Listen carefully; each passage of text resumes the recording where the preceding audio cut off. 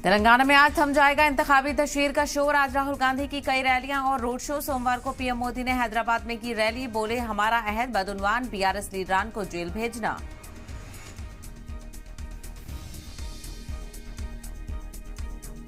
Uttarkashi tunnel में 41 मजदूरों को बचाने की कोशिश 17वें दिन भी जारी। मैनुअल ड्रिलिंग का काम शुरू। वर्टिकल बोरिंग 36 मीटर तक हुई पूरी। 50 मीटर की ड्रिलिंग और बाकी। बारिश का भी अलर्ट।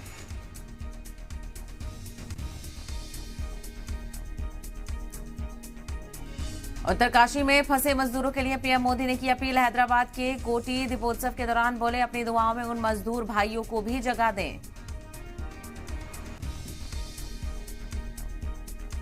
हमास इजरायल के बीच जंगबंदी 2 दिन और बढ़ी। हमास ने इजरायल के 11 यरगमालियों को किया रिहा। इजरायल ने 33 फलस्तीनी कैदियों को छोड़ा।